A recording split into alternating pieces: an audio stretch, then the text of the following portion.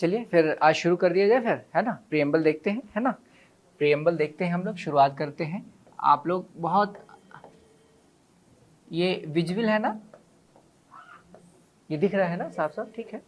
चलिए, प्रियम्बल यानी प्रस्तावना, है ना। प्रस्तावना का मतलब क्या होता है, अगर ऐसे सामान्य तौर पे हम देखें तो आपने देखा होगा कि जो कानून बनता है, कोई भी सरकार जो है वो कानून बनाती है, तो उस कानून के बारे में क्या होता है, छोटे से एक प्रस्तावना रहती है, एक प्रियम्बल रहता है वहाँ पे, है ना, जो ये बताती है कि उस कानून में क्या चीज़ हम करने जा रहे हैं, क्या बदलाव है या क्या रोकना है या क्या चीज़ करना है हमको उस कानून के माध्यम से, है ना। तो इसका मतलब ये हुआ कि हर कानून के साथ एक पहले जो है प्रियम्बल जैसी चीज़ रहती है।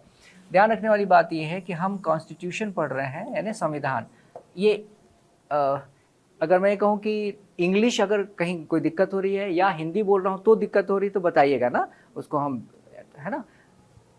कॉन्स्टिट्यूशन मतलब संविधान, है ना, संविधान।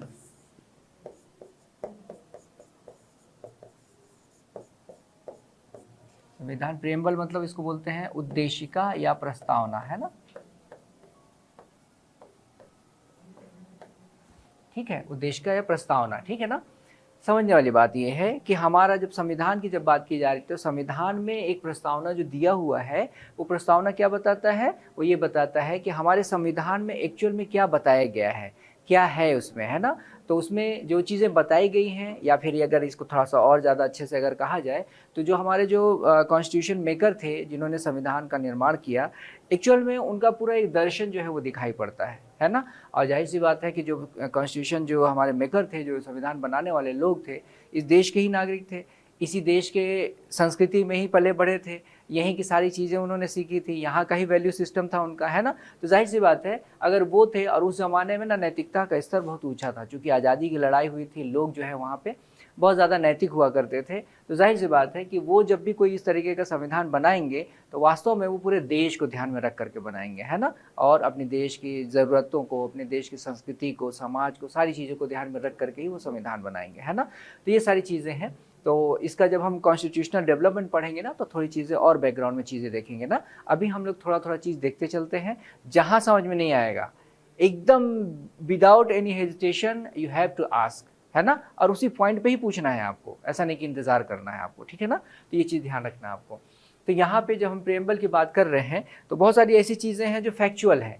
मैंने जैसे आपसे प्रॉमिस किया है, वो ये प्रॉमिस किया है कि अगर आप यहाँ से क्लास से पढ़ के निकलते हैं तो इसका मतलब ये है कि चाहे जितने भी आपके स्टेट पीएससी की जो एग्ज़ाम है वहाँ के क्वेश्चन भी आपसे सॉल्व होंगे, यूपीएससी के भी क्वेश्चन सॉल्व होंगे। तो ना सिर्फ हम डेप्थ में जाके चीज़ों को सभी डायमेंशन में देखेंगे, बल्कि वो सारे जो ज़रूरी फैक्ट्स हैं वो मैं आपको अलग से लिखवाऊंगा, ठीक है ना। उसके बाद आप देखेंगे कि कहीं का कोई क्वेश्चन आया हुआ है आपसे छूट नहीं रहा है, आप सब क्वेश्चन कर पा रहे हैं, ठीक है ना। उसके बाद हम यूपीएससी के पैटर्न में कुछ क्वेश्चन बना के देखेंगे, ठीक है ना। फिर जब थोड़ा सा आप और ज़्यादा मेच्योर हो जाएंगे तो फिर हम लोग क्या करेंगे, हम लोग ये करेंगे कि मेंस के क्वेश्चन हम करना शुरू करेंगे, ठीक है ना। तो आज कोशिश करते हैं कि कुछ एक आध दो टॉपिक ऐसा हो जिसमें आपको मैं कुछ लिखने को दूं और आप लोग घर जा करके लिखने की कोशिश करें और जान पाएँ कि आप में अभी कितनी कमियां हैं। ये सबसे पहली चीज़ है ना, आपको अपने बारे में जानना होगा ना, तभी तो सही तैयारी करेंगे ना। तो इसलिए ध्यान रखना है इस चीज़ को, ठीक है ना। हम आगे चलते हैं उद्देशिका के बारे में। तो यहाँ पे देखिए एक जो चीज़ है वो ये है कि जो भारत में संविधान की बात अगर प्रस्तावना की बात कर रहे हैं, प्रियम्बल की बात हम कर रहे हैं, तो ये जो सॉरी संविधान की जो प्रस्तावना है, अगर ये कहा जाए तो ये जो आइडिया है, ये विचार जो है, ये फैक्ट है ना। अगर आपके उस नोट्स में नहीं हो तो मैं आपको अलग से लिखवाऊंगा, चिंता नहीं करना, है ना। तो ये ध्यान रखना है कि ये जो प्रियम्बल है, इसका जो आइडिया आया है, वो आइडिया जो है वो कहाँ के संविधान से आया है, यूएसए के संविधान से, ठीक है। अब सीधा सा स्टेट पीएससी में क्वेश्चन पूछ लेता है कि जो भारतीय संविधान की जो प्रस्तावना है, उद्देशिका है, उसका विचार कहाँ से लिया गया है। एक क्वेश्चन, एक ऑप्शन आपका यूएसए रहेगा, ये एक ऑप्शन कहाँ का हो सकता है, आपका फ्रांस का हो सकता है, एक ऑप्शन कहीं और का हो सकता है, चार ऑप्शन आपको दिया हुआ है, तो उसमें से एक ऑप्शन आपका यूएसए है, वही आपका सही आंसर होगा। ये बात समझ में आ रही है ना। तो यहाँ पे ये ध्यान रखना है कि आइडिया जो है वो कहाँ से आया है, USA. The idea of preamble of the constitution has been taken from USA, ठीक है। आइडिया ध्यान रखना है, विचार या आइडिया की बात हो रही है, ठीक है ना। दूसरी बात ये है कि जो प्रियम्बल है इसका जो स्पेसिफिक लैंग्वेज है ना, प्रिएम्बल है उसका जो स्पेसिफिक लैंग्वेज है,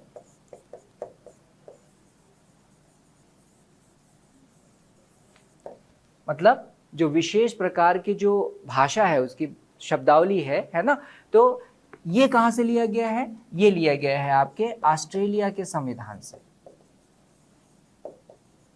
ठीक है, ये कहां से लिया गया है? ऑस्ट्रेलिया के संविधान से। मतलब specific language of the preamble has been taken from Australia, है ना। ये समझ में आ रही बात है ना। तो ये क्या हुआ आपका, इस टाइप का अगर क्वेश्चन बन रहा है, सामान्य तौर पे क्वेश्चन बना लेते हैं, है ना। और इसके अलावा और भी जैसे व्यापकों के एग्जाम हो रहे हैं तो वहाँ भी इस टाइप के क्वेश्चन आपको ज़्यादा दिख जाते हैं, है ना। लेकिन हमारा मेन फोकस जो रहेगा क्या होगा?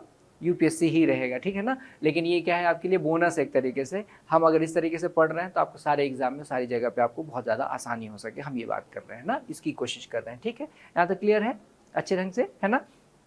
चलिए हम आगे चलते हैं। आप अपना जो कल आपको नोट्स मिला है वो देखिए ज़रा, निकालिए ज़रा, निकालिए।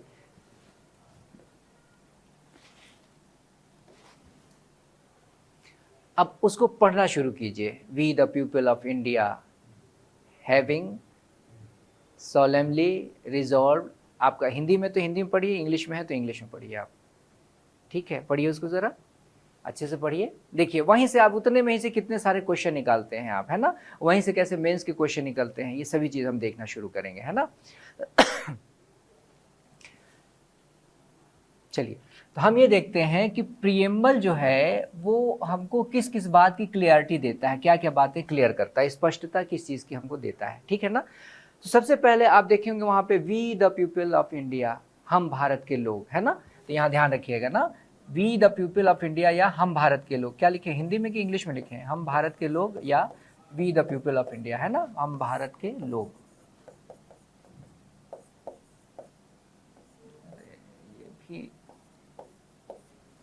ये इस बात से क्या क्लियर हो रहा है? हम भारत के लोग, मतलब हम भारत के लोग जो हैं उन्होंने क्या किया है, इस संविधान को बनाया है एक तरीके से, है ना। और इससे क्या क्लियर होता है कि जो स्रोत है वो कौन है, जो सोर्स है वो कौन है? इंडिया की पब्लिक है, यानी यहाँ की जनता है ना। ठीक है, इसका मतलब ये हुआ कि अल्टीमेट जो पावर होगी किसके पास होगा? जनता के पास होगा। ये बात समझ में आ रही है ना। मतलब ये है कि ये जो हमारा संविधान है भारत की जनता का इच्छा का परिणाम है, ठीक है ना। ये क्या है? इच्छा का परिणाम है, एक रिजल्ट है किसके बिल का? भारतीय जो अपने जो इंडियन सिविलियंस हैं उनका। ये बात क्लियर हो रही है ना। तो यहाँ पे ध्यान रखना है कि पहली जो चीज़ क्लियर हो रही है वो क्या क्लियर हो रही है? उससे ये पता चल रहा है कि जो संविधान का स्रोत है वो क्या है, सोर्स ऑफ द कॉन्स्टिट्यूशन क्या है? भारत की पब्लिक है, इंडिया की पब्लिक है। ये बात क्लियर हो रही है अच्छे ढंग से। आगे चले, ठीक है ना। और क्या पता चल रहा है भाई? और चीज़ें देखते हैं हम, और चीज़ें देखते हैं। अब आप देखेंगे क्या, अब उसकी थोड़ा सा आगे वाली लाइन पढ़ के देखिए, मैं आपको पढ़ना सिखा रहा हूँ। देखिए इंपॉर्टेंट चीज़ है वो ये है कि आपको अपने पैरों पे खड़ा होना है। अगर आपको आईएएस बनना है तो आपको वो तरीका सीखना होगा कि हमें किस तरीके से पढ़ाई करनी है ना।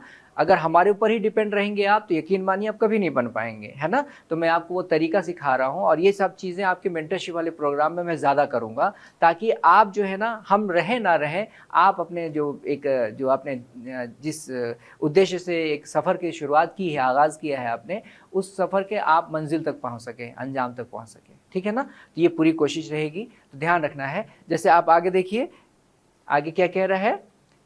टू कॉन्स्टिट्यूट इंडिया सॉवेरेन, है ना। देखिए ध्यान रखिएगा ना, क्या क्या चीज़ें हैं। देखिए आपका सॉवेरेन है, ठीक है, सॉवेरेन है। उसके बाद क्या है? सोशलिस्ट है। ये सभी चीज़ों का अपना एक मतलब है ना, ध्यान रखिएगा। इन सभी का हम सभी चीज़ें समझेंगे एक एक, तो है ना, सारे कीवर्ड्स हम समझेंगे। सॉवरेन, सोशलिस्ट यानी संपूर्ण प्रभुत्व संपन्न या संप्रभु, और सोशलिस्ट मतलब समाजवादी, ठीक है ना। उसके बाद क्या है? सेकुलर। सेकुलर मतलब पंथ निरपेक्षता। सभी चीज़ों का मतलब हम समझेंगे, घबराना नहीं है आपको। इसके बाद क्या है? डेमोक्रेटिक यानी प्रजातांत्रिक। उसके बाद क्या है? रिपब्लिक मतलब गणराज्य।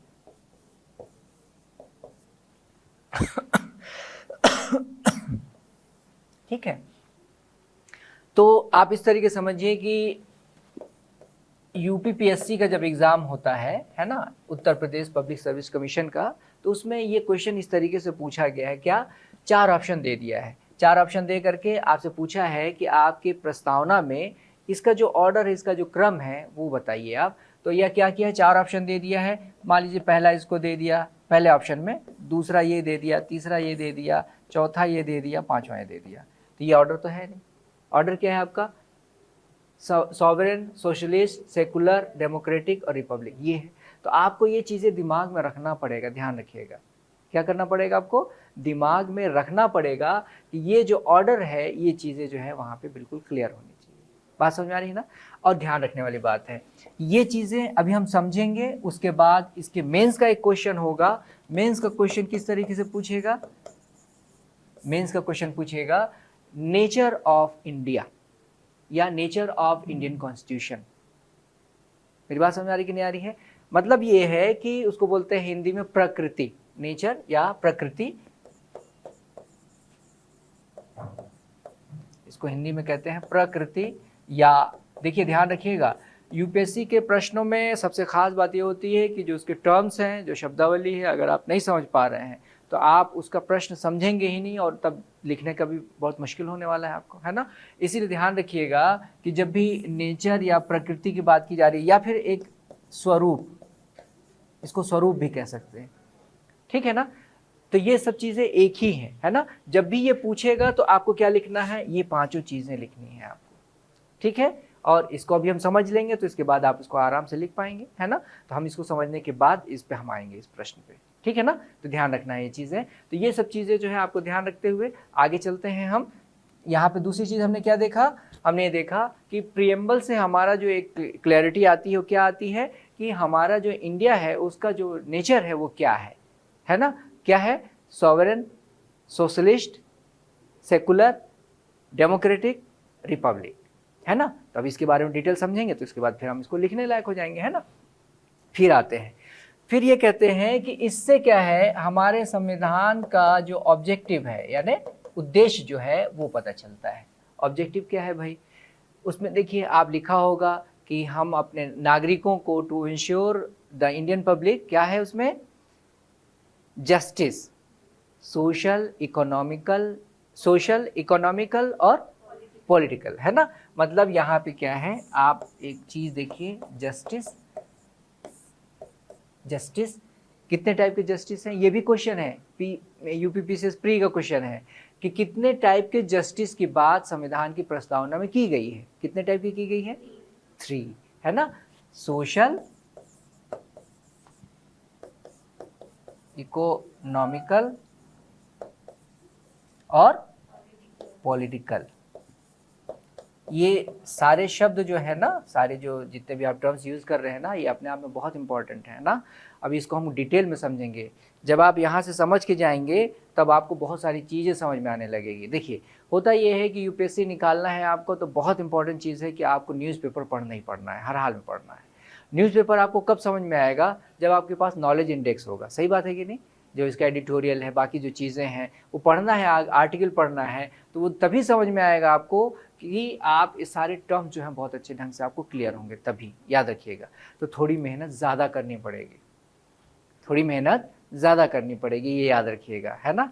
अब आप ये मान के चलिए कि अगर कोई ये कहता है कि मैं 1 साल में ही आईएएस बन गया, तो ये गलत बोलता है ना। हो सकता है कि वो बहुत अच्छे स्कूल से पढ़ा शुरू से ही, है ना, और सभी उसके पेरेंट्स, वो खुद भी बहुत ज़्यादा क्या था, एकदम क्रेजी था, मुझे आईएएस बनना ही बनना है, तब हो सकता है, पॉसिबल है। लेकिन ये कहे कि 1 साल की तैयारी में मैं आईएएस बन गई, तो ये थोड़ा सा मानने वाली बात नहीं है, टाइम लगता ही लगता है इसमें, है ना।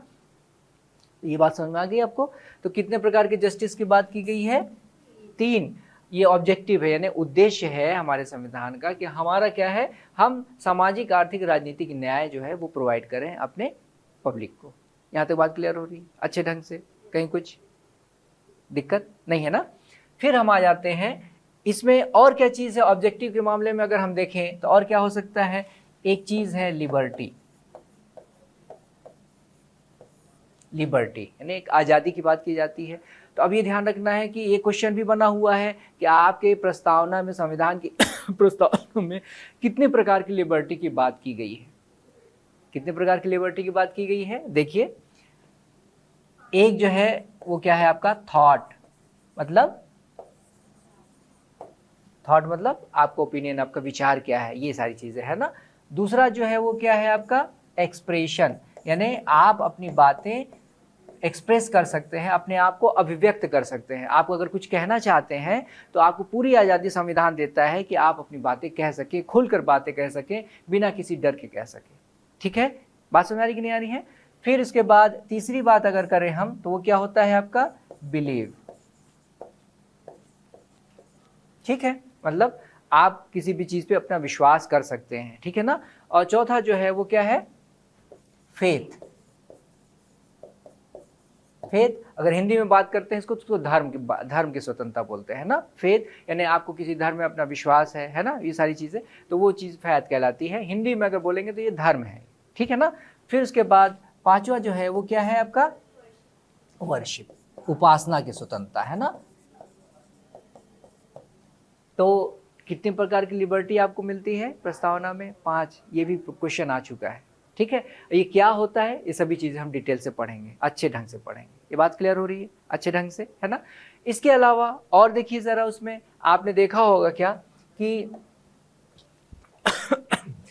एक चीज कही गई है इसमें, क्या, सॉरी, पहले तो एक है इक्वालिटी ना,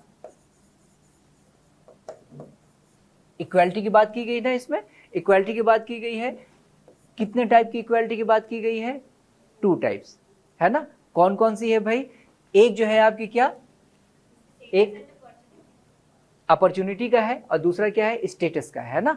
मतलब ये हुआ कि यहाँ पे आपको 2 प्रकार की क्या मिला है, इक्वालिटी की बात की गई है, जिसकी गारंटी आपके संविधान देता है, प्रस्तावना बताता है। वो क्या है? पहला है स्टेटस, स्टेटस को हिंदी में बोलते हैं आपकी परिस्थिति, आपकी स्थिति क्या है ना समाज में। और दूसरा जो है वो क्या है अपॉर्चुनिटी, यानी आपको पूरी अपॉर्चुनिटी मिलेगी कि आप अपना अधिकतम फायदा कर लें, अपनी चीज़ें जो चाहते हैं आपको मिल जाए। ऐसा नहीं होगा कि उनको ज़्यादा मिलेगा इनको कम मिलेगा, ऐसा नहीं होगा, ठीक है ना। तो ये सारी चीज़ें, तो कितने प्रकार की इक्वालिटी की बात की गई है? 2 प्रकार की, है ना। इसके अलावा आप एक वर्ड और टर्म में है, ये क्या है फ्रेटर्निटी, ठीक है।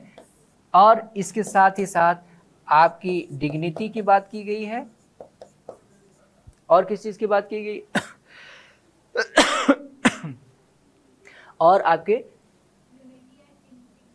हाँ नहीं, पहले तो आपको फ्रीडम की बात की जा रही है ना।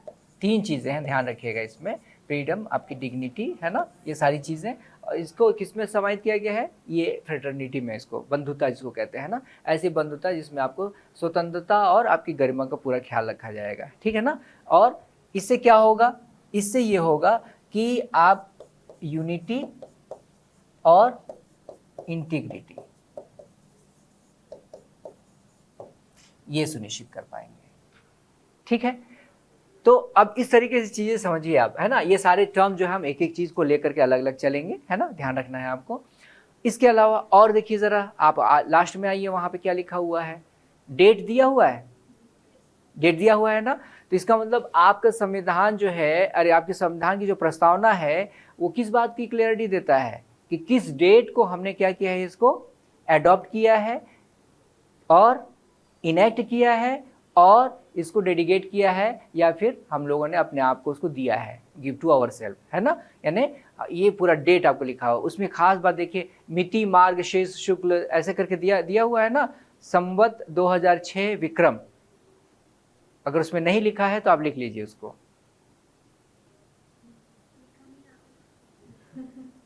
उसमें नहीं लिखा है ना।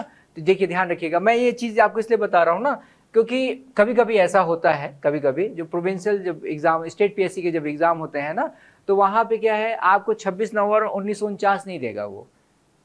मेरी बात समझ आ रही कि नहीं आ रही है? 26 नवंबर 1949 डेट नहीं देगा वो, क्या अगर वो लिख देगा मिति मार्गशीर्ष, है ना, शुक्ल संवत 2006 विक्रम, इस टाइप से दे दिया। दूसरा कुछ इसी तरीके का दूसरा बना दिया। अगर आपको ये चीज़ नहीं पता है एग्जैक्टली तो आप आंसर गलत करके आ जाएंगे, ठीक है ना। तो इसको भी आपको ध्यान में रखना है ना। उसको एग्जैक्टली क्या कहते हैं वो थोड़ा सा मैं बोल दूं, क्योंकि ना पीसीएस वगैरह के एग्ज़ाम में, स्टेट पीएससी के एग्ज़ाम में ये इस तरीके से लिख लीजिए, मिति मार्ग शीर्ष शुक्ल सप्तमी, लिख देता हूं हिंदी में ना आप, मिति मार्ग शीर्ष शुक्ल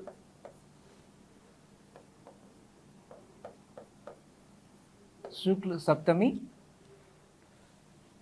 संवत 2006 विक्रम, ठीक है। कुछ गड़बड़ हो रहा है क्या कि लिख लिए? क्रिस्टीना कोई दिक्कत हो रही है? कुछ लिख, ये मिति है ना, मिति मार्ग शीर्ष, ठीक, शुक्ल सप्तमी संवत 2000 विक्रम, ठीक है। ये ऐसे लिखते हैं, हाँ 2006 है, वो अलग ही चलता है कैलेंडर है ना, वो बस आपको याद रखना है, इसके पीछे जाना नहीं है। क्योंकि पीसीएस वगैरह में या पीएससी स्टेट पीएससी वाले एग्जाम में ना कभी कभी इस तरह की हरकतें ये लोग करते हैं, है ना। तो अगर ऐसे क्वेश्चन बन जाए तो आपसे छूटे ना, बस इसी बात की कोशिश है ना। यहाँ तक बात क्लियर हो गई अच्छे ढंग से, ठीक है।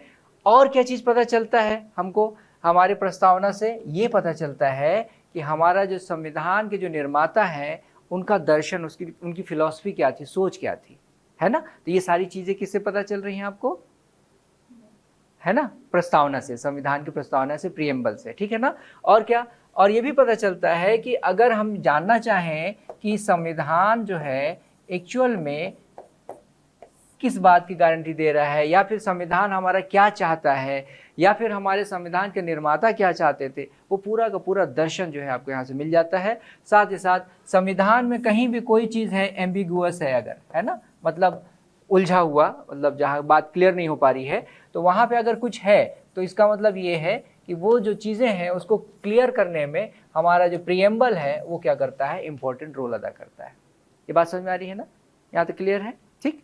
तो ये सब चीज़ें हो गई। अभी हम लोग उस टर्मिनोलॉजी को भी क्लियर नहीं कर रहे हैं ना, हम लोग उस पर आएंगे, पहले कुछ खास बातें हम कर लें, उसके बाद फिर हम उस पर आते हैं, ठीक है ना। चलिए, अब हम लोग के सामने ये बात आती है कि एक क्वेश्चन आता है, वो क्या क्वेश्चन है कि संविधान की जो प्रस्तावना है वो संविधान का भाग है कि नहीं है ना। मतलब ये जो आपका प्रीएम्बल है वो आपके कॉन्स्टिट्यूशन का पार्ट है या नहीं है, ठीक है, ये क्वेश्चन है। तो इसका मतलब ये है कि जो आपका प्रीएम्बल है वो प्रीएम्बल जो है आपके कॉन्स्टिट्यूशन का पार्ट है कि नहीं है, पार्ट है या नहीं है, ठीक है, ये इंपॉर्टेंट चीज़ है। तो यहाँ पे समझने वाली बात ये है कि कुछ देखिए ध्यान रखना है आपको, संविधान पढ़ रहे हैं तो हमेशा ये ध्यान रखना है आपको कि यूपीएससी का जब भी आप क्वेश्चन का आंसर लिखेंगे या इंटरव्यू में बोलेंगे तो वहाँ पे आपको हर चीज़ को क्या करना पड़ेगा, एक तरीके से सर्टिफाई करना पड़ेगा, आपको अपनी बातों का प्रूफ देना पड़ेगा, ठीक है ना। और सबसे बड़ा जो प्रूफ, क्योंकि आप हमेशा ध्यान रखिएगा इस चीज़ का कि हमारे संविधान की व्याख्या करने वाला और उसका संरक्षक जो कह सकते हैं वो कौन है, न्यायपालिका है, हमारी जुडिशरी है, ठीक है ना। इसका मतलब ये है कि जुडिशरी ने किसी मामले में कोई अगर क्या दिया है, अपना कोई निर्णय दिया है ना, तो वहाँ पे क्या है, उस डिसीजन को हमको क्या करना होगा, वहाँ पे कोट करना होगा कि यहाँ पे सर्वोच्च न्यायालय ने इस मामले में ये बताया है, इसका मतलब ये चीज़ ये इस तरीके से है, ठीक। कैसे, अब देखते हैं हम लोग। देखिए एक मामला आया था वेरूबाड़ी, देखिए क्या होता है ना, इस तरीके से नाम जो है ना, किसी के नाम से कोई केस जो है जाना जाता है। सुप्रीम कोर्ट में कोई मामला गया, अब जैसे मान लीजिए क्रिस्टीना का कोई मामला है, अगर कोई बहुत बड़ा मामला हो गया तो क्रिस्टीना जो है वहाँ जाती है सर्वोच्च न्यायालय में, और वो मामला जो है किससे जुड़ जाता है, संविधान की व्याख्या से जुड़ जाता है, ठीक है ना। तो इसका मतलब ये हुआ कि संविधान की व्याख्या जुड़ गया और बहुत बड़ा केस हो गया। फिर उसके बाद क्या हुआ, सर्वोच्च न्यायालय ने कई बड़ी बेंच बना करके उस पर कोई निर्णय दिया, और फिर वो क्या हो गया, एक तरीके से एक तरीके से वो एक माइलस्टोन हो गया या फिर कहे कि एक लैंडमार्क हो गया, है ना। तो वहाँ पे क्या होगा कि फिर वो केस जो है नाम से जाना जाएगा, किसके नाम से जाना जाएगा, क्रिस्टीना वर्सेस इस टाइप से नाम जाना जाएगा। तो उसी तरीके से क्या है, ये केस था वेरूवाड़ी का। अभी जब हम आगे बढ़ेंगे तो इसके बारे में भी और अच्छे से समझेंगे हम, है ना। लेकिन बस इतना ही ध्यान रखिए, इस केस का नाम याद रखिए, वाद का नाम रखिए। वेरूवाड़ी जो केस था, इस केस में वाद था, केस या वाद एक ही बात है ना। इसमें जो सर्वोच्च न्यायालय आपको सुप्रीम कोर्ट है, वो क्या कहता है कि preamble is not a part of constitution. मतलब जो प्रियम्बल है हमारा, जो प्रस्तावना है, उद्देशिका है, वो हमारे संविधान का पार्ट नहीं है। ये बात क्लियर हो रही अच्छे ढंग से, है ना। तो इसका मतलब ये हुआ कि ये वेरूवाड़ी वाले वाद में ये क्या हुआ ये बात सर्वोच्च सुप्रीम कोर्ट ने कहा कि यहाँ पे क्या है, यहाँ पे जो आपकी प्रस्तावना है, वो प्रस्तावना आपके संविधान का पार्ट नहीं है। ये बात क्लियर हो रही है, ठीक है ना। इसके बाद फिर आते हैं आगे बढ़ते हैं। एक केस था गोलकनाथ, समझ पा रहे हैं ना, ये इंग्लिश में भी लिखना है क्या, गोलकनाथ केस था। गोलकनाथ केस देखिए, ये आपको बहुत ज़्यादा याद नहीं रखना है, लेकिन फिर भी कभी कभी क्या होता है ना कि ये टाइम लाइन जो है ना, किसी क्वेश्चन के आंसर में बहुत ज़्यादा इंपॉर्टेंट रोल अदा कर देता है ना। क्योंकि टाइम लाइन के साथ चीज़ें आपको भले वो डेट नहीं याद है, लेकिन एक टाइम लाइन के साथ मालूम है कि हाँ इसके आसपास जो है ये हुआ था, इसके बाद ये हुआ था, इस टाइप से ना। तो वेरूवाड़ी केस जो है 1960 में हो गया था, ये 1967 के आसपास जो है आपका ये गोलकनाथ वाला केस हुआ था, ठीक है ना। तो यहाँ पे ध्यान रखने वाली बात यह है कि यहाँ पे जो सुप्रीम कोर्ट ने कहा, वो ये कहा कि जो संविधान में जो चीज़ें कुछ क्लियर नहीं है, वहाँ पे क्लियरिटी की कमी है, तो इसका मतलब ये है कि आप क्या कर सकते हैं, संविधान की प्रस्तावना से उसमें मदद आप ले सकते हैं। ठीक, क्या ले सकते हैं, संविधान की प्रस्तावना से उसको समझने में आप मदद ले सकते हैं। जैसे मान लीजिए कोई आर्टिकल है आपका, तो आर्टिकल मतलब अनुच्छेद, है ना। कोई आर्टिकल है वो आपको समझ में नहीं आ रहा है। जैसे मान लीजिए आप आगे पढ़ेंगे 25 से लेकर 28 तक का जो है, ये क्या है आपका, सेकुलरिज्म यानी पंथ निरपेक्षता वगैरह के बारे में बात करता है। अब यहाँ पे कोई चीज़ ऐसी चीज़ है जो एम्बिगुअस है, मतलब वो जटिल है, समझने में दिक्कत हो रही है, तो आप क्या कर सकते हैं, प्रस्तावना में जाएंगे और वहाँ पे क्या करेंगे, आप वहाँ पे सेकुलर और उसके पूरे थीम को, उसकी पूरी भावना को समझेंगे आप, है ना। और फिर उसके प्रकाश में आप इसको क्या करेंगे, सर्वोच्च न्यायालय जो है इसको अपना कोई डिसीजन देगा, ठीक है। तो यहाँ पे इस तरीके से भी क्या है, ये आपका इंपॉर्टेंट रोल अदा करता है, ठीक है ना। तो यहाँ पे गोलकनाथ तक तो ये बातें हो गई, लेकिन एक केस आया केशवानंद भारती।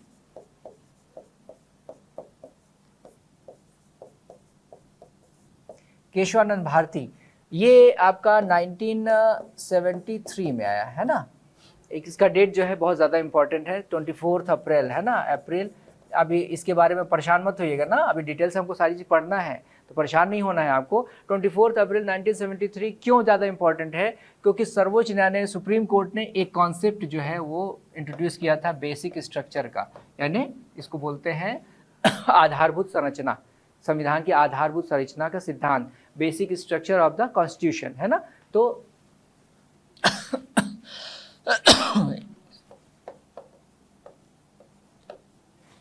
बेसिक स्ट्रक्चर क्योंकि सॉरी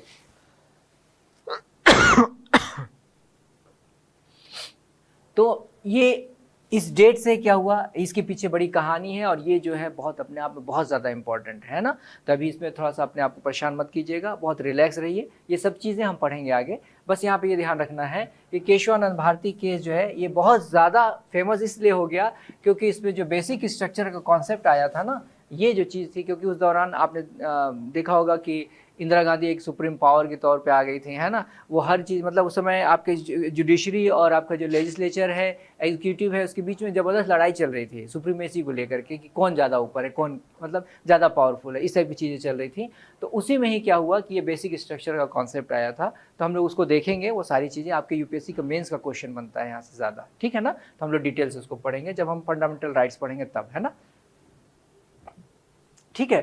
तो केशवानंद भारती केस में जो सर्वोच्च न्यायालय है, सुप्रीम कोर्ट है, उसने कहा, क्या कहा, उसने ये कहा कि जो आपका प्रियम्बल है, ये आपका प्रियम्बल है, is a part of the constitution, मतलब ये कॉन्स्टिट्यूशन का क्या है, एक पार्ट है, ठीक है ना। बात समझ आ रही कि नहीं आ रही? तो यहाँ से देखिए आप, बेरुबारी से नहीं, गोलकनाथ में भी नहीं, फिर केशवानंद भारती केस में इसको क्या कहा गया कि ये एक पार्ट है किसका, संविधान का, कॉन्स्टिट्यूशन का। और आर्टिकल 368 के तहत जो हमारा लेजिस्लेचर है यानी विधायिका है, विधायिका कार्यपालिका न्यायपालिका समझते हैं, लेजिस्लेचर, एग्जीक्यूटिव, जुडिशरी सब समझते हैं थोड़ा बहुत या ज़्यादा नहीं, थोड़ा बहुत। अच्छा सिंपल समझ नहीं समझिए ना कि लेजिस्लेचर यानी विधायिका जिसको कहते हैं ना, वो क्या बनाती है, कानून बनाती है, पॉलिसी वगैरह सब जो है ना उसका कानून के रूप में आता है, तो वो कानून बनाती है। जो एग्जीक्यूटिव है वो क्या करता है, उसको इम्प्लीमेंट करता है, लागू करता है, इन्फोर्स करता है, ठीक है ना। और कहीं कोई डिस्प्यूट होता है तो उस मामले में जुडिशरी जो है न्यायपालिका उसमें अपना निर्णय सुनाती है। ये बात समझ आ रही है ना। जैसे आपका जो संसद है ना, अभी संसद वो आपकी क्या है, लेजिस्लेचर है, विधायिका है। जो आपके प्रधानमंत्री मोदी और उनकी मंत्रिपरिषद है ना, वो एग्जीक्यूटिव है, कार्यपालिका है। और कोर्ट तो जानते ही हैं आप, अभी क्लियर हुआ, ठीक है ना। तो वहाँ पे जो आपका संसद है, पार्लियामेंट है, वो कोई कानून बनाएगी तो उसको लागू कौन करेगा, एग्जीक्यूटिव करेगा, मतलब कार्यपालिका करेगी, यानी मोदी जी की जो गवर्नमेंट है वो करेगी। जिस समय जो सरकार रहती है उसको एग्जीक्यूटिव कहते हैं उसका, ठीक। बात समझ आ रही है ना। तो ये कह रहे हैं कि ये क्या है, मतलब जो आपका प्रियम्बल है वो आपके कॉन्स्टिट्यूशन का पार्ट है, और जो आपका पार्लियामेंट है वो क्या कर सकती है, उसको can amend preamble through article 368, है ना। मतलब आर्टिकल 368 है, ये क्या होता है अभी आगे पढ़ना है ना, अभी परेशान नहीं होइएगा ज़्यादा। तो यहाँ पे इन्होंने जो कहा है वो क्या कहा है केशवानंद भारती केस में, कि जो पार्लियामेंट है वो अमेंड कर सकती है, यानी संशोधन जिसको हिंदी में बोलते हैं, संशोधन यानी उसमें कोई बदलाव ला सकती है। और वो सिर्फ और सिर्फ किसके तहत, 368 के तहत। जिस तरीके से संसद, पार्लियामेंट संविधान के यानी कॉन्स्टिट्यूशन के बाकी सभी जगहों पे जो अमेंडमेंट कर सकती है, संशोधन कर सकती है, वैसे ही अमेंडमेंट पार्लियामेंट 368 के तहत कहाँ कर सकती है, प्रियम्बल में कर सकती है, ठीक है ना। अब इसी के तहत ही फिर क्या आ जाता है, फिर से यहाँ प्री के क्वेश्चन बनेंगे आपके, देखिए 42nd अमेंडमेंट,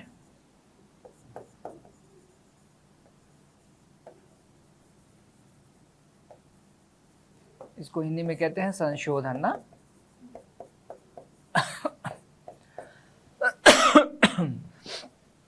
ये अब ध्यान रखने वाली बात यह है कि आपसे क्वेश्चन सीधा सीधा प्री में पूछ लिया जाता है कि 42वें संविधान संशोधन के द्वारा संविधान की प्रस्तावना में कौन कौन से शब्द जोड़े गए, ठीक है। तो वो शब्द क्या जोड़े गए, तो ध्यान रखने वाली बात यह है कि आपका सोशलिस्ट यानी समाजवाद,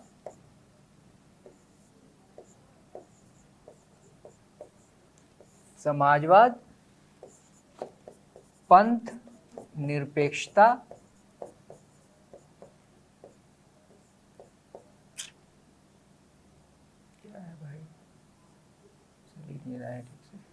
पंथ निरपेक्षता, और एक शब्द और, पहले सिर्फ एकता था ना, है ना, यूनिटी की बात की जाती थी, अब क्या जोड़ दिया गया उसमें, एक इंटीग्रिटी भी जोड़ दिया गया, ने अखंडता, है ना, अखंडता, इसको सोशलिस्ट कहते हैं, ये सेकुलर, और ये क्या है आपका इंटीग्रिटी हो गया, है ना।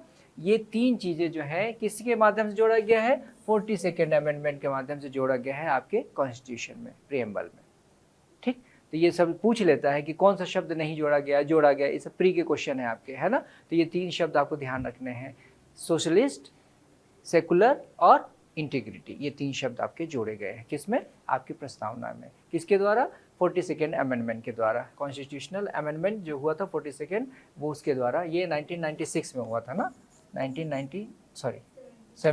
में, 76 में हुआ था, ठीक है। तो यहाँ तक बात क्लियर हो गई, अच्छे से समझ में आ रहा है कि नहीं। ये पंथ निरपेक्षता, सेकुलरिज्म,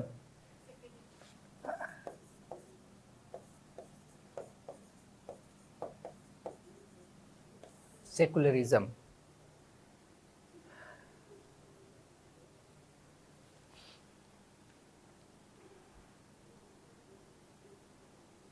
ठीक है। चलिए अब हम लोग थोड़ा आगे चले, यहाँ तक बात समझ में आ गई है अच्छे ढंग से, कहीं कोई दिक्कत नहीं है ना। दिक्कत अब आएगी थोड़ी सी, क्योंकि अब हम लोग कॉन्सेप्ट पे आ रहे हैं ना। अभी भी मैं आपसे यही कह रहा हूँ कि मैं भी बहुत ज़्यादा डेप्थ में नहीं जा रहा हूँ ना, आप लोग को समझाना है और आप लोग को बिल्कुल उंगली पकड़ा के लेकर के चलना है। तो मैं पूरी कोशिश ये करूँगा कि कहीं भी आपको थोड़ा सा भी दिक्कत ना आए, है ना। तो पूरी कोशिश इसी रहेगी और आप सफल हों, यही चाहता हूँ मैं, आपको सक्सेस मिले, है ना। तो अब हम लोग थोड़ा सा आ जाते हैं कुछ ऐसे टर्म्स जो हैं जिसको हम समझें तो मेरे समझ से वो ज़्यादा अच्छे से होगा। जैसे कुछ शब्द आपने क्या देखा, जैसे सोशलिस्ट, समाजवाद और पंथ निरपेक्षता, और सब दिमाग में बैठा लेना है आपको। मैं इतना आसानी से आप लोग को इतना धीरे धीरे एक एक चीज़ बता रहा हूँ, दिमाग में बैठा लीजिए ना। क्लास से ही आप मैक्सिमम तैयारी करके जाइए ना, है ना। दिमाग में बैठा लीजिए सारी चीज़ें। चलिए फिर से बोलिए। संप्रभुता, ऑर्डर में, क्रम में आपको बताना है। लता थोड़ा सा ना पानी दे देना मुझे। Samajwadi, very good. हाँ, गणराज्य, ठीक है। क्रिस्टीना बोलिए अब। सॉवेरेंटी, हाँ। Socialist, very good. ये ऑर्डर भी याद रखना है ना, ठीक है। अब हम लोग चलते हैं थोड़ा सा सोशलिस्ट। देखिए यूपीएससी में जो क्वेश्चन ज़्यादातर जो बनते हैं बड़े एनालिटिकल बनते हैं, बड़े अप्लाइड बनते हैं, और ख़ास करके ऐसे की बात करें तो पूरी तरह से एब्स्ट्रैक्ट होता है। वो क्या होता है, एब्स्ट्रैक्ट होता है, मतलब अमूर्त। अमूर्त का मतलब ये हुआ कि दार्शनिक ज़्यादा होता है। मतलब ऐसा ऐसे का टॉपिक बन गया कि जो परिवर्तन आप दुनिया में देखना चाहते हो पहले वो परिवर्तन अपने अंदर लाओ। तब इसके लिए क्या कोई जीएस पढ़ा है क्या इसके लिए? कोई नहीं। वो तो जो आप सोचते हैं, जो समझे हैं, आपको देखने का, सोचने का और अपनी ज़िंदगी को जीने का आपका तरीका है, नज़रिया है, आप उसी को ही आप वहाँ पे एक्सप्रेस कर पाएंगे ना। सही बात है कि नहीं? जीएस की तैयारी से नहीं हो पाएगा ये, ठीक है। ये आपकी अपनी पर्सनालिटी, अपना अप्रोच, अपना सोच जो है डेवलप करेंगे तब जाके ऐसा हो पाएगा। सही बात है कि नहीं? तो इसीलिए क्या है कि आपको ना जितनी भी आइडियोलॉजी है, जैसे समाजवाद क्या है, सोशलिज्म क्या है, पूंजीवाद यानी कैपिटलिज्म क्या है, इसके बीच में भी कई सारी चीज़ें, जैसे फेवियन सोशलिज्म क्या है ना। इसके अलावा भी नए नए नए नए किस्म के जो है बहुत सारे ऐसे कॉन्सेप्ट आ रहे हैं इसमें। पब्लिक चॉइस स्कूल क्या है, इसी तरीके से न जाने कितने सारे आपके सामने क्या आएंगे, आइडियाज़ आएंगे, आइडियोलॉजीज़ आएंगे। वो सारे के सारे आपको क्लियर रखने हैं। और इसमें भी सबसे ज़्यादा जो इम्पोर्टेंट है आपके लिए है वो क्या है, समाजवाद और पूंजीवाद। इसको आपको समझना ही पड़ेगा, ठीक है। और जिस दिन समझ लेंगे ना तो आपको बहुत सारी चीज़ें इतनी आसानी से समझ में आने लगेगी। क्योंकि आप ये नहीं समझेंगे तो जो यूपीएससी में क्रिटिकल एनालिसिस वाले क्वेश्चन आते हैं वो आप नहीं कर पाएंगे, ठीक। जैसे मैं आपसे एक बात कह रहा हूँ ना हमारे संविधान में क्या लिखा है, हमारे कॉन्स्टिट्यूशन में क्या दिया है, सोशलिज्म, है ना। और आपने सुना होगा कि 1991-92 से हमने क्या अपना लिया, एलपीजी, मतलब लिबरलाइजेशन, प्राइवेटाइजेशन, ग्लोबलाइजेशन, मतलब पूरी तरीके से पूंजीवादी अर्थव्यवस्था। बोलिए, समझा नहीं बात ना। तो अब यहाँ पे हमारा संविधान अगर कहता है कि हम समाजवादी देश हैं, यहाँ तक भी बात अगर समझिए आप कि जो आपका जो जब संविधान का निर्माण हो रहा था, मेकिंग ऑफ कॉन्स्टिट्यूशन चल रहा था, प्रोसेस में था, तो उस दौरान बहुत सारे जो मेंबर्स थे, कॉन्स्टिट्यूएंट असेंबली जो थी उसके बहुत सारे मेंबर थे, उन्होंने इस बात की कोशिश की थी कि वो क्या करें, इंडिया को सोशलिस्ट कंट्री जो है वो डिक्लेयर कर दें। बहुत कोशिश की थी उन्होंने और उनकी मेजॉरिटी थी एक तरीके से। लेकिन उसके बाद भी क्या हुआ कि कई सारे ऐसे लोग थे जो विद्वान थे, उन्होंने कहा कि हम लोग अपने कंट्री को किसी एक आइडियोलॉजी से इंटैक्ट नहीं कर सकते, ये अपने आप में गलत होगा, है ना। तो इसका मतलब ये हुआ कि ये सारी चीज़ें फिर भी हमारे संविधान की अगर बात करें तो जो हमारा डायरेक्टिव प्रिंसिपल है, डीपीएसपी है, यानी नीति निर्देशक तत्व है, जो वहाँ भी बहुत सारे आपके समाजवाद वाली चीज़ें मिल जाएंगी। इसके अलावा 1976 में इंदिरा गांधी ने 42वें संविधान संशोधन के द्वारा प्रियम्बल में ही लिखवा दिया समाजवाद, है ना। अब उसके बाद हम 1991-92 में जाते हैं तो हम क्या अपना लेते हैं, एलपीजी यानी पूरी तरह से कैपिटलिज्म यानी पूंजीवाद अपना लेते हैं। तो जाहिर सी बात है कि ये वायलेशन ऑफ कॉन्स्टिट्यूशन हुआ कि नहीं हुआ? हुआ। मेरी बात समझ आ रही कि नहीं आ रही है? तब यहीं से आपका यूपीएससी में मेंस का क्वेश्चन बन जाता है। अब आप बताइए कि आप सोशलिस्ट और कैपिटलिज्म और सोशलिज्म जानते ही नहीं हैं आप, तो आप क्या लिख पाएंगे? लिख पाएंगे कुछ नहीं ना। मेरी बात समझ आ रही कि नहीं आ रही है? मतलब ये है कि अगर हम एलपीजी के दौर में रह रहे हैं और हम जो है गवर्नमेंट का अगर कंट्रोल बढ़ाते जा रहे हैं, अभी हम सारे टर्म समझेंगे तो ज़्यादा मेरी बात समझ में आएगी आपको, है ना। तो अगर ऐसा कर रहे हैं तो जाहिर सी बात है कि वहाँ से प्रश्न आपका तुरंत बन जाएगा, तुरंत बन जाएगा। अभी जैसे देखिए आप मोदी जी की गवर्नमेंट है तो ज़्यादा से ज़्यादा वो क्या है, प्राइवेटाइज करने की कोशिश कर रहे हैं हर चीज़, यानी पूरी तरीके से कैपिटलिज्म। सही बात है कि नहीं। और वहीं पे लेफ्ट जो पार्टी, लेफ्ट मतलब जो वामपंथी पार्टियां, जो समाजवादी जो विचारधारा वाली पार्टियां हैं, सोशलिस्ट जो आइडियोलॉजी वाली जो पार्टीज़ हैं अपने कंट्री में, वो क्या करेंगे, उनका ज़्यादा से ज़्यादा विरोध करेंगे, है ना ऐसा। तो अब यही समझने वाली बात है कि आपको सबसे पहले जो है कॉन्सेप्ट बहुत क्लियर करना पड़ेगा, ठीक। तो तैयार हैं, ज़्यादा दिक्कत तो नहीं हो रही, परेशानी तो नहीं हो रही, नहीं ना।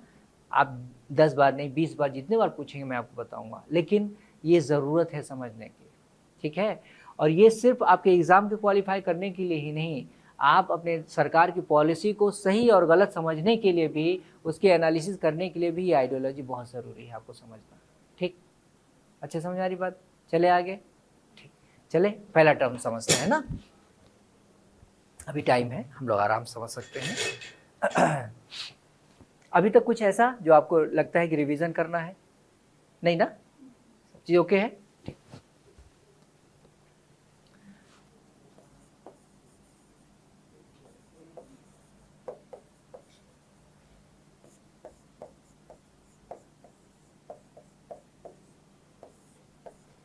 राइटिंग थोड़ी बहुत अच्छी नहीं है मेरी ना, नहीं समझ में आया तो पूछ लीजिएगा, ठीक है। हाँ समझ में आ रहा है ना, हाँ ठीक है।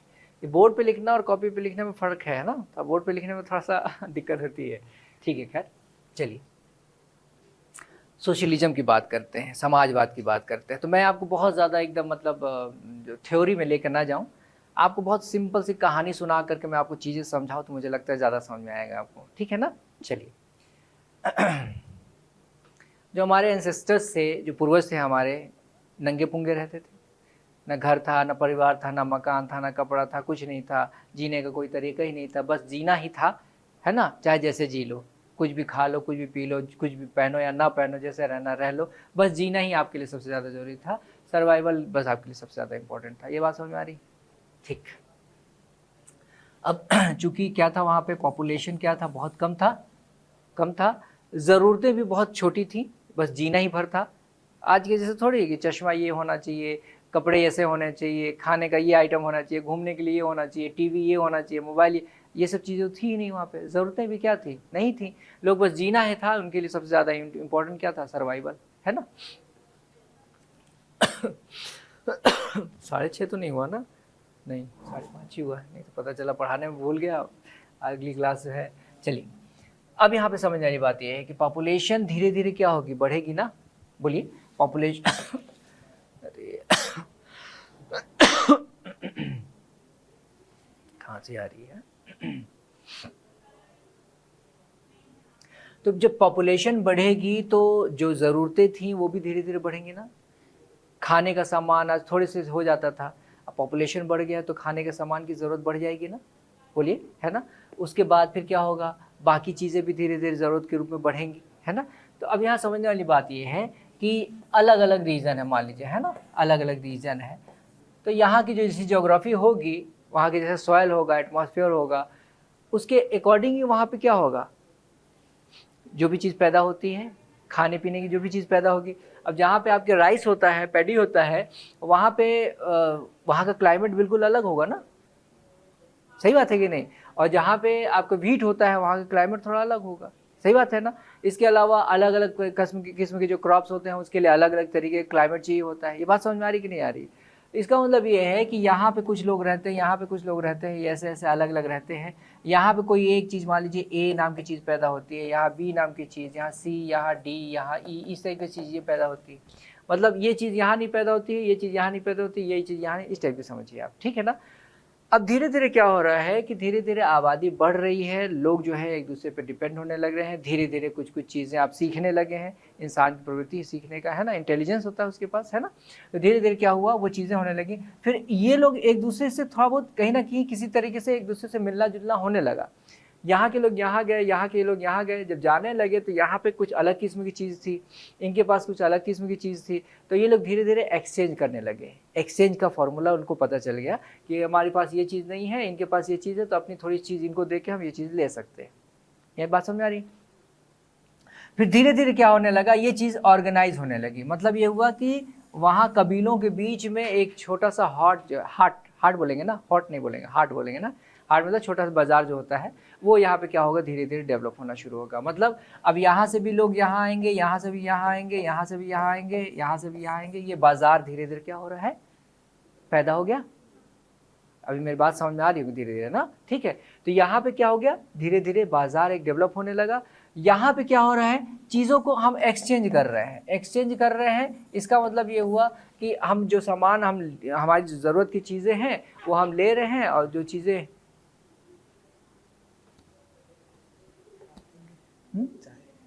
अभी नहीं बाहर आ, ठीक है। चलिए बहुत इजी वे में समझा रहा हूँ ना, कहीं भी ऐसा लगता है नहीं समझ में आ रहा है आप पूछिएगा उस चीज़ को, ठीक है ना।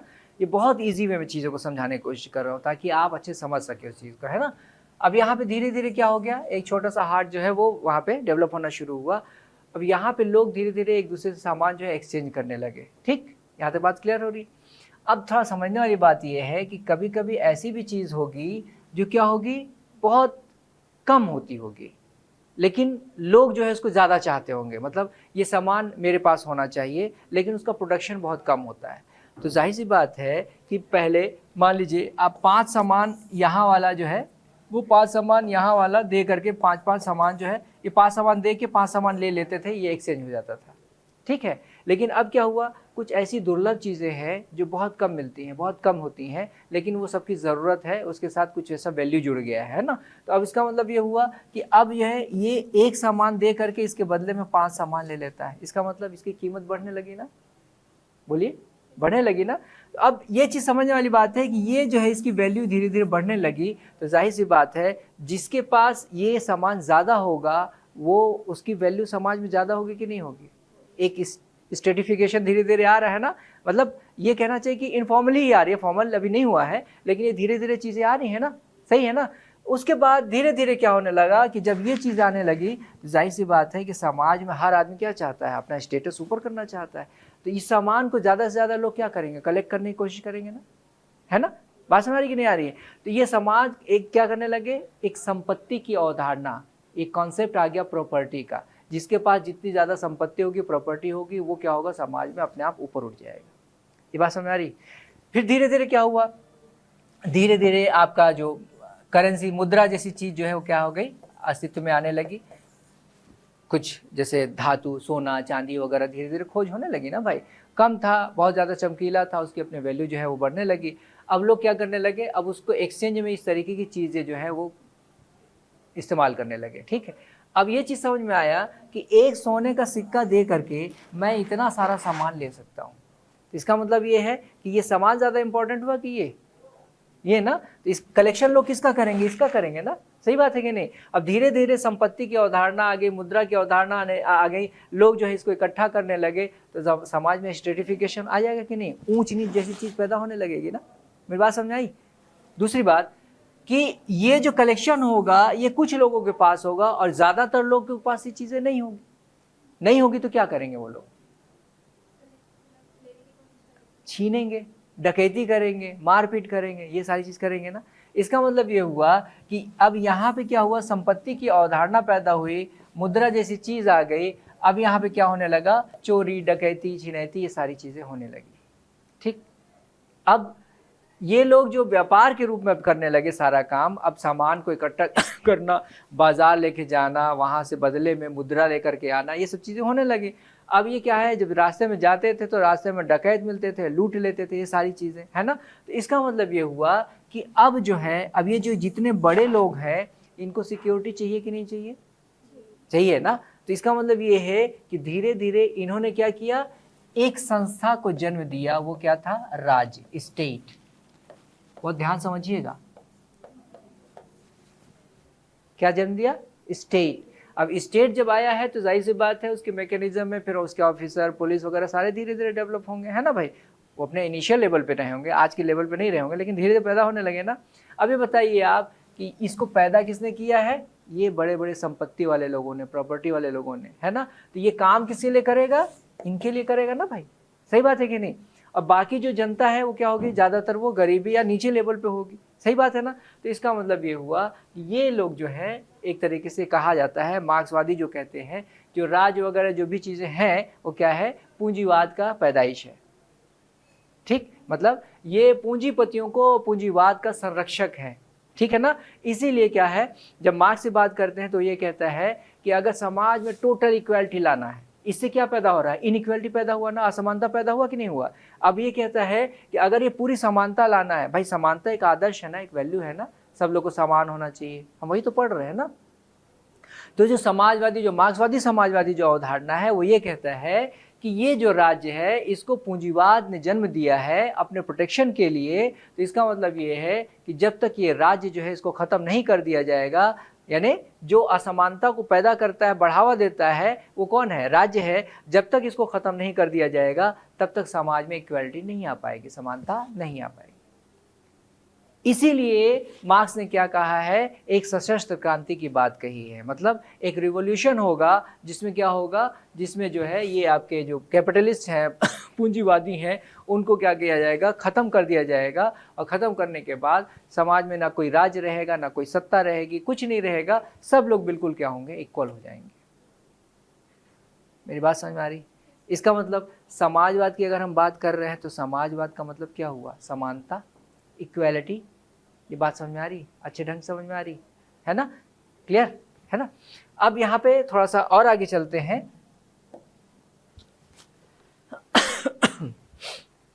अभी थोड़ा सा कुछ कंट्रोवर्शियल होने जा रहा है, तो आप लोग बोलेंगे अभी तो ये बता रहे थे, फिर ये बता रहे हैं, है ना। तो थोड़ा सा ध्यान दीजिएगा, ठीक है। वो क्या है कि अभी हम समाजवाद की बात करते हैं तो समाजवाद की विचारधारा आज क्या कहती है? आज ये कहती है कि सारी चीज़ें जो है सरकार के हाथ में होना चाहिए। मतलब सरकार मतलब राज्य, स्टेट, है ना। मतलब ये है कि बाजार को खुला नहीं छोड़ना चाहिए।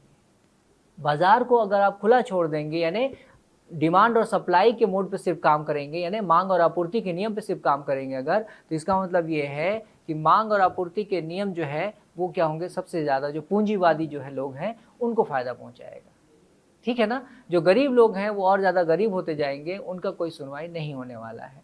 इसीलिए जैसे बाज़ार की हम बात करते हैं तो बाज़ार में आप देखते होंगे क्या कि एक सिंपल सा अगर बात करते हैं तो मांग और आपूर्ति का नियम ठीक है, लेकिन वो क्या होता है? मैनिपुलेट किया जाता है। मतलब ये है कि बड़े बड़े पूंजीपति हैं, वो अपना फ़ायदा बढ़ाने के लिए वो क्या करते हैं? आपने देखा भी होगा, बहुत सारी बड़ी बड़ी कंपनियां हैं दुनिया भर में, है ना। एक रिटेल की है, क्या नाम है उसका? देखिए अभी दिमाग से उतर रहा है मेरे। को देख लीजिए, जियो को देख लीजिए, रिलायंस की जियो को देख लीजिए आप। शुरू में फ्री में सब कुछ किए, उसके बाद अब खूब चार्ज कर रहे हैं, है ना। तो ये बात समझ में आ रही कि नहीं आ रही? तो इसका मतलब ये है कि ये क्या है? पूंजीवाद का एक तरीके से एक कहना चाहिए कि एक नेगेटिव चीज़ें हैं ये सब है ना। और आप देखेंगे कि मार्केट जो है ना, मार्केट में अगर आप उसको एकदम खुला छोड़ देते हैं और आम पब्लिक बहुत ज़्यादा समझदार नहीं, होशियार नहीं है अगर, तो इसका मतलब ये है कि अमीर और अमीर होता जाता है, गरीब और ज़्यादा गरीब होता जाता है। ये बात समझ में आ रही है ना। तो ये सब चीज़ें हैं, खैर हम इसको और डिटेल से पढ़ेंगे। कैसे खांसी आ रही। चलिए अब थोड़ा सा आगे चलते हैं। देखिए अब हमने क्या किया, ये देखा कि राज्य का जन्म हो गया, स्टेट का जन्म हो गया ना, स्टेट हो गया पैदा।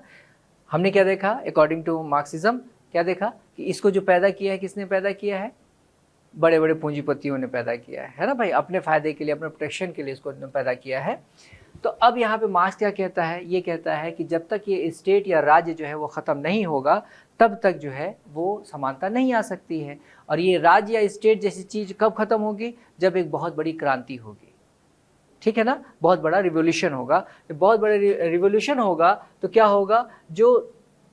जो लोग हैं, जैसे जो गरीब लोग हैं, अभी मैं वो टर्म्स जो है बहुत वैसा यूज़ नहीं कर रहा हूँ आपको कि दिक्कत ना हो, बस ये समझिए कि जो गरीब दबे कुचले लोग हैं वो लोग क्या करेंगे? एक क्रांति करेंगे, रिवॉल्यूशन करेंगे। रिवॉल्यूशन करने के बाद इनको, जो कैपिटलिस्ट हैं, उनको सत्ता से हटा देंगे। ठीक, कैपिटलिस्ट को क्या करेंगे, सत्ता से हटा देंगे, और फिर ये जो गरीब दबे कुचले जो लोग हैं वो क्या बनेंगे, वो लोग आपकी सत्ता पे बैठेंगे, वो लोग सत्ता पे बैठेंगे। ठीक है ना। मतलब ये है कि ये क्रांति यानी रिवॉल्यूशन होने के बाद जो नया जो दौर आएगा वो क्या होगा, वहाँ पे एक ऐसी सत्ता होगी जो गरीबों की होगी, दबे कुछ लोग की होगी, दलितों की होगी, वो लोग जो है क्या होंगे, सत्ता पे बैठेंगे। ठीक है ना। और ये क्या करेंगे, सत्ता पे बैठे, मतलब यहाँ अभी राज्य है ना, हमने क्या कहा है, ये जो रिवॉल्यूशन होगा तो ये कैपिटलिस्ट पहले खत्म होंगे, राज्य अभी खत्म नहीं हो रहा है, कैपिटलिस्ट जो पूंजीपति लोग हैं उनको खत्म किया जाएगा और उसके बाद उनके हाथ से सत्ता ले लिया जाएगा, और ये दबे कुचले लोग जो हैं वो क्या बनेंगे, सत्ता पे बैठेंगे। और ये सत्ता पे बैठने के बाद इनका काम क्या होगा, इनका काम ये होगा कि जितने भी जो पूंजीवाद के अवशेष हैं, जितने भी थोड़े बहुत जो एक कैरेक्टरिस्टिक जो बच गए हैं किसके, कैपिटलिज्म के, वो सारे को क्या करना है, इनको ख़त्म करना है, यानी सब कुछ खत्म कर देना है, उनका कोई भी ऐसी निशानी नहीं रहना है जो क्या कर सके, उसको जिंदा रख सके, किसको, पूंजीवाद को, कैपिटलिज्म को, है ना। तो अब क्या करेंगे ये लोग, उतने दिन तक ही सत्ता में रहेंगे जितने दिनों तक ये कैपिटलिज्म के सारे जितने भी बचे हुए जो अवशेष हैं, जो उसकी कैरेक्टरिस्टिक बच गए हैं, वो सारी चीज़ों को क्या करेंगे, ख़त्म करेंगे। और जिस दिन वो सारी विशेषताएं अवशेष जो ख़त्म हो जाएंगे तो ये सत्ता से क्या होंगे, ये उतर जाएंगे, और उसके बाद क्या होगा, उसके बाद टोटल इक्वालिटी आ जाएगी, राज्य नहीं होगा, सत्ता नहीं होगी, और ऐसे कोई भी चीज़ नहीं होगी जो क्या करता है, ऊंच और नीच पैदा करता है। यहाँ तक कि इन्होंने परिवार को भी क्या कहा है, नहीं होगा। क्यों, क्योंकि परिवार में भी महिलाओं पर पुरुष जो है क्या करता है, अपनी सत्ता रखता है। तो यहाँ पे क्या होगा, यहाँ पे जब आएंगे हम तो इनके अनुसार क्या हो जाएगा, टोटल इक्वालिटी आ जाएगी।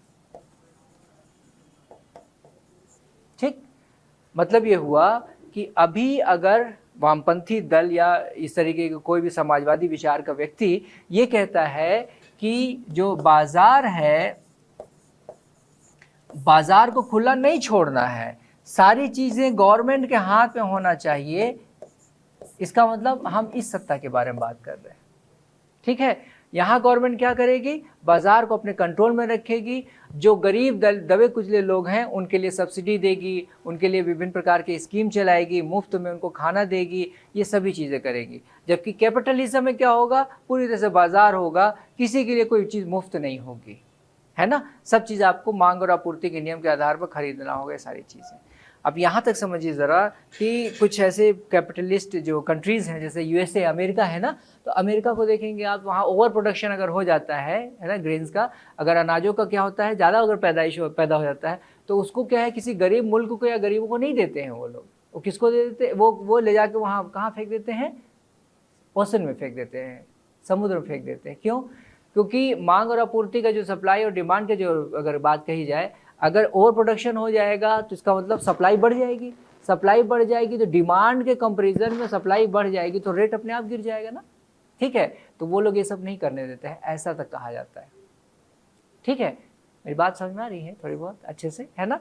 तो इसका मतलब ये है कि आज अगर समाजवाद की अगर हम बात करते हैं तो इक्वालिटी लाने की अगर बात की जाती है तो इक्वालिटी लाने के लिए सारी चीज़ें गवर्नमेंट के हाथ में होने की बात की जाती है ना, और बाज़ार को खुला छोड़ने की बात नहीं की जाती है।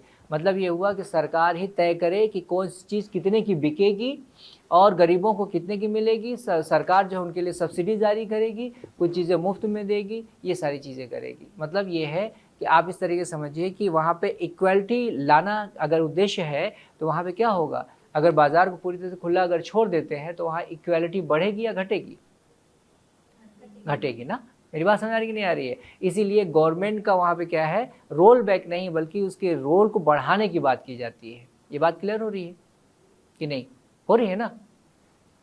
तो इसी बात को समझना है आपको। अब ध्यान रखने वाली बात ये है कि अगर हम ये वाला चीज़ देख रहे हैं तो यहाँ पे आपने क्या देखा, एक मार्क्सिस्ट सोशलिज्म की बात की जाती है तो उसमें क्या होता है,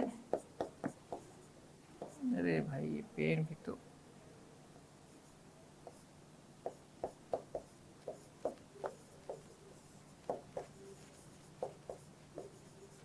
मार्क्सिस्ट सोशलिज्म की बात की जाती है तो अब ये समझिए इक्वालिटी लाना है अगर तो एक लाइन ऐसी है और दूसरी लाइन ऐसी है, तो इसमें ये इनइक्वालिटी है ना, एक बड़ा एक छोटा है ना।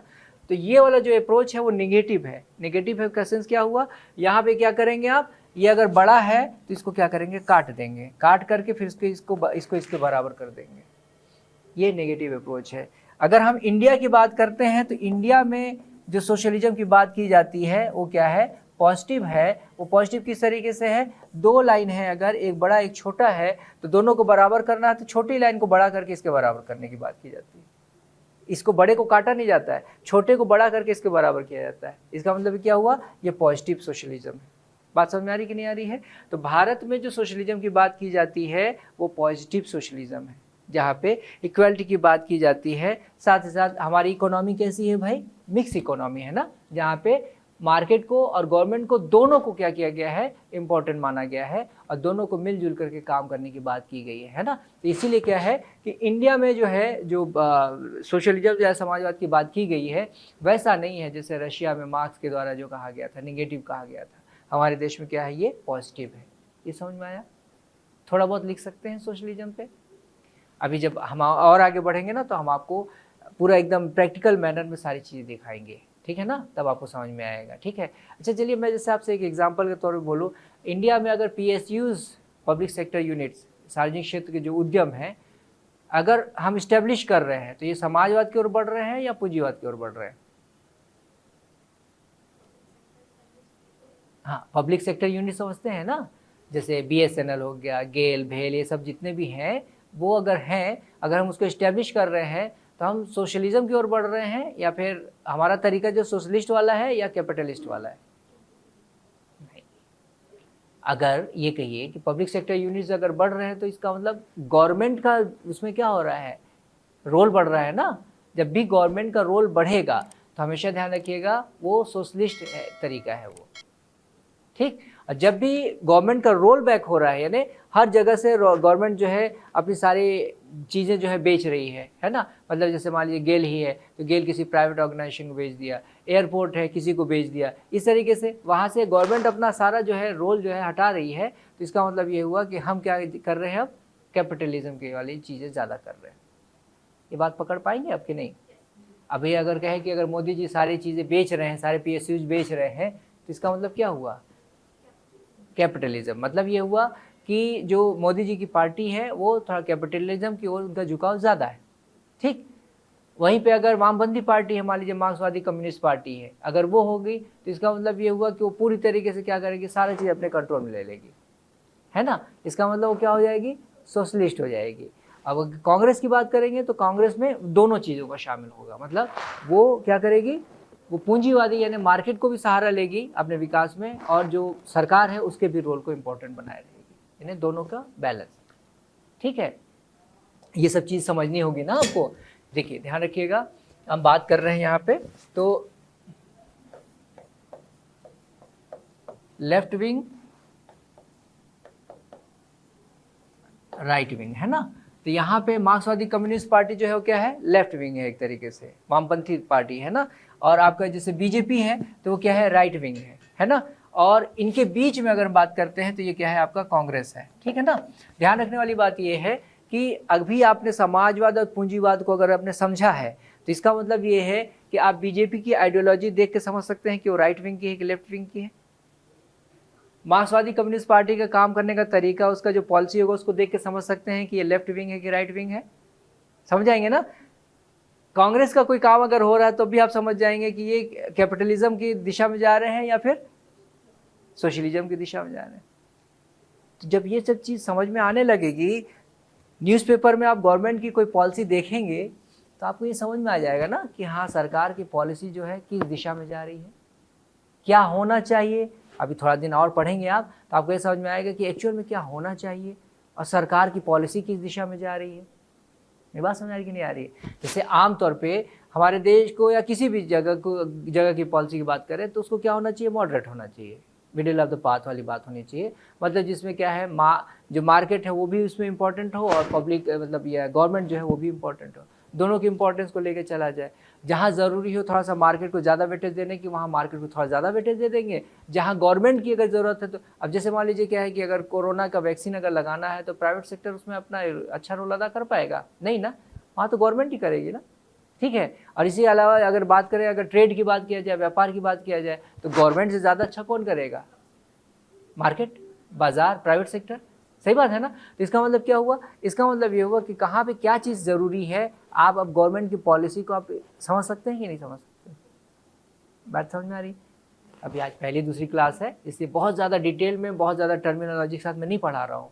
मैं अभी यही चाह रहा हूँ कि आपको चीज़ें धीरे धीरे समझ में आने लगे।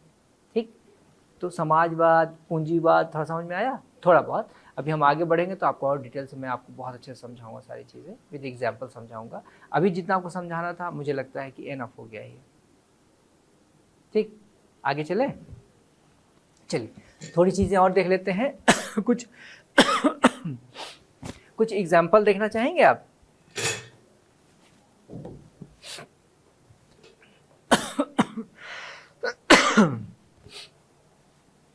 जानते हैं यूपीएससी जो ये आइडियोलॉजी है ना, आपका समाजवाद, पूंजीवाद, जब आप कोई ऑप्शनल सब्जेक्ट भी होगा ना आपका, वहाँ भी ये सबसे ज़्यादा काम आने वाला है आपको।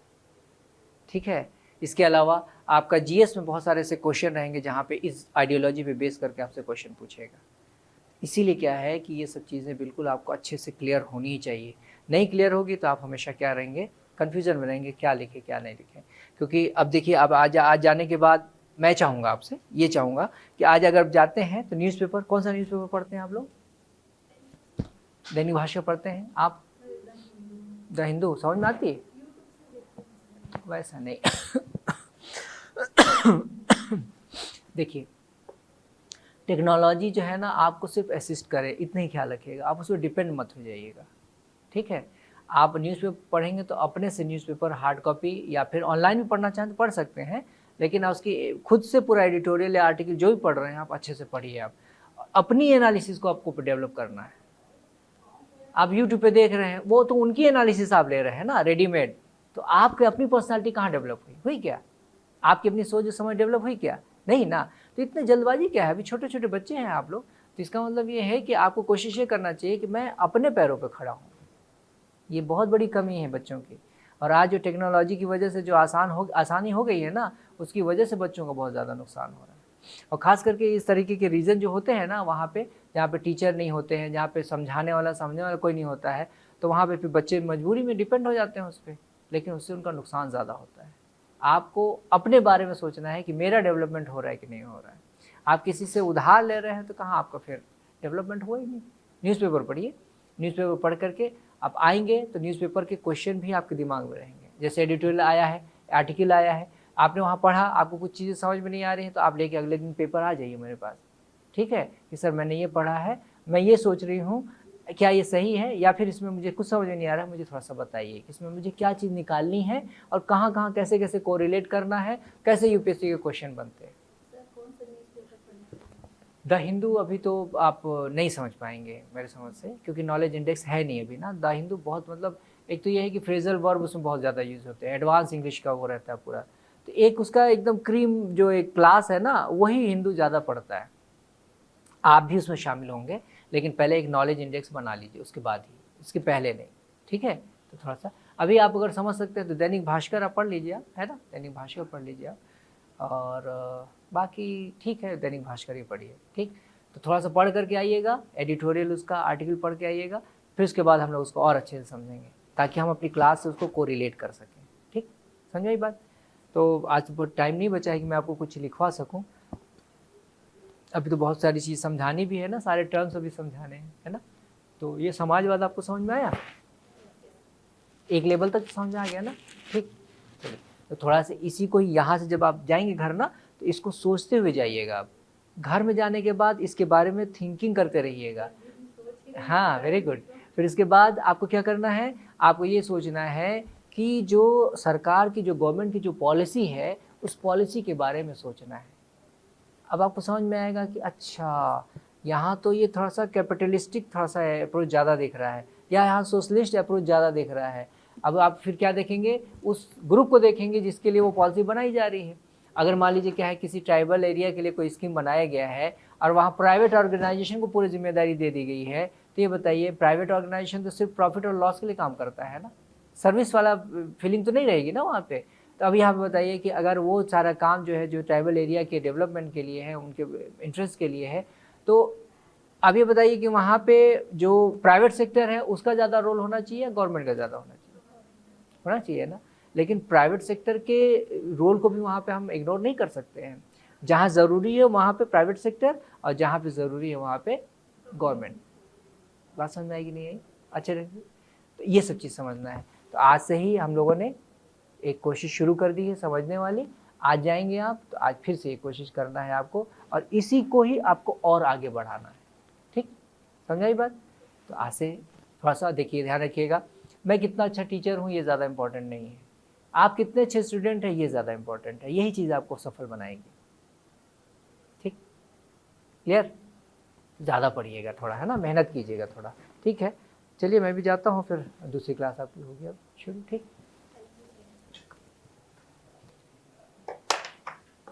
कल मैं आप लोगों को कुछ चीज़ें और लिखाऊंगा भी ना, समझा करके फिर कुछ चीज़ें लिखाऊंगा भी, इसलिए क्योंकि ना अभी चूँकि शुरुआती क्लासेस है तो बहुत ज़्यादा भी आप समझ सकते हैं इस चीज़ को कि यूपीएससी क्यों ज़्यादा किसी के लिए बहुत ज़्यादा टफ हो जाता है, क्योंकि इस तरीके से पढ़ाई नहीं होती है ना। बस थोड़ा थोड़ा पढ़ा के ऐसे पूरा कोर्स खत्म करके निकल जाते हैं, जबकि आपको थोड़ा सा समझाने की जरूरत। ये जो चीज़ें हैं ना, अभी 1 महीने शुरू के 1 महीने तक आपकी थोड़ा धीरे धीरे चलेगी। जब आप लोग थोड़ा मेच्योर हो जाएंगे, समझने लगेंगे, तो यही चीज़ें तेज़ी से बढ़ेंगी आगे। ठीक है ना, तो आपके अकॉर्डिंग ही चलेंगे हम लोग। ठीक ठीक, थैंक यू।